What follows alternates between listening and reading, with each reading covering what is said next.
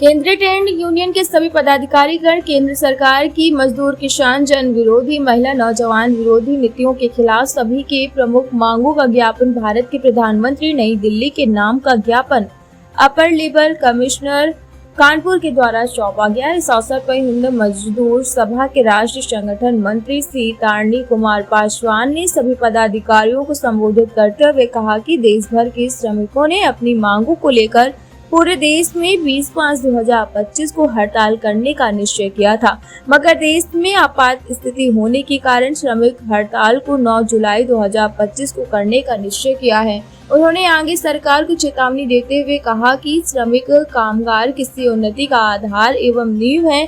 श्रमिक के बिना किसी भी उन्नति की कामना नहीं की जा सकती है। अतः प्रधानमंत्री महोदय से सभी फेडरेशन के पदाधिकारी गण निवेदन करते हैं कि मजदूर, कामगार, बेरोजगार, नौजवान, महिलाओं की मांगों पर पुनः विचार करें, अन्यथा 9 जुलाई 2025 को होने वाली देशव्यापी श्रमिक हड़ताल की जिम्मेदारी केंद्रीय सरकार पर होगी। महिलाओं, आदिवासियों, दलितों और अल्पसंख्यकों पर बढ़ रहे अत्याचारों को बंद किया जाए। ज्ञापन सॉफ्टवेयर समय मुख्य रूप से आशीष सिंह, तारणी कुमार पासवान, SAM जैदी, उमेश कुमार, राम प्रकाश राय, मोहम्मद वशी, योगेश ठाकुर, राजीव खरे, RD गौतम, राणा प्रताप सिंह, धर्मदेव, ओम प्रकाश, जगन्नाथ, मीनाक्षी सिंह, श्रीमती पार्वती, श्रीमती संतोष, श्रीमती सावित्री, जितेंद्र आदि उपस्थित रहे।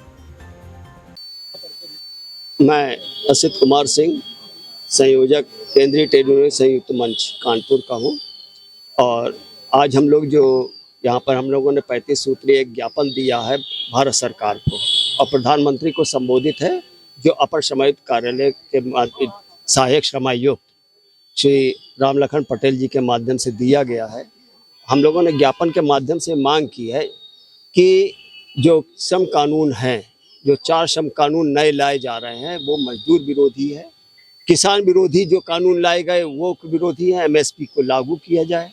हम लोगों ने इस बात की मांग की है कि जो 26,000 न्यूनतम वेतन होना चाहिए वो न्यूनतम वेतन भुगतान किया जाए। महंगाई को देखते हुए न्यूनतम पेंशन जो कर्मचारियों को मिलनी चाहिए रिटायरमेंट के बाद 26,000 और 10,000 रुपया वो फिक्स किया जाए। इसके साथ साथ हमने और भी डिमांड की है कि निजीकरण को रद्द किया जाए। हमने ये भी मांग की है कि बिजली के कर्मचारियों के साथ जो आंदोलन चल रहा है और प्रदेश सरकार जिस तरीके से अपनी जिद पर अड़ी हुई है उसको प्राइवेटाइज करने के लिए, उसके खिलाफ आप वार्ता करके और मजदूरों का, कर्मचारियों का हित साधने का काम करिए और जिससे उपभोक्ताओं को भी फायदा पहुँचे। हमने इसके साथ साथ शिक्षा, स्वास्थ्य के संबंध में, महिलाओं के शोषण के खिलाफ हम लोगों ने मांग की है कि उस पर जो है सख्ती के साथ कानून को लागू किया जाए।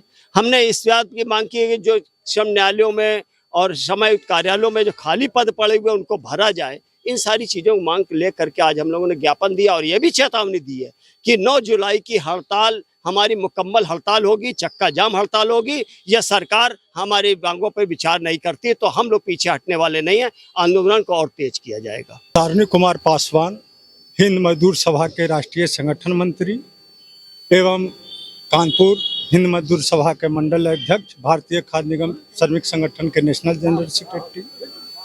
आज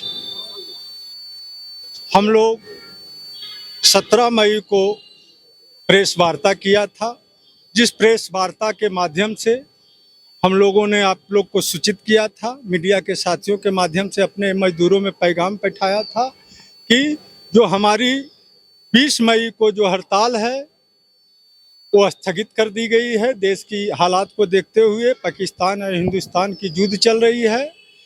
आज उसी संबंध में हम लोग ये पैगाम जो है कि DLC के माध्यम से हम जो हमारे 35 सूत्री मांग को हमारे संयोजक द्वारा जो दिया गया, जिसमें समान काम की समान वेतन है, ठेकेदारी प्रथा समाप्त होनी चाहिए, 4 कोड जो है कि लाया है लेबर को उसको पुनः वापस लेना चाहिए, किसान और मजदूर के साथ जो अत्याचार ये सरकार जो है कि सभी railway, roadways, FCI, air India, duck port, जितने भी कंपनियां हैं, इंडस्ट्री जो है इसको बेच रहे हैं।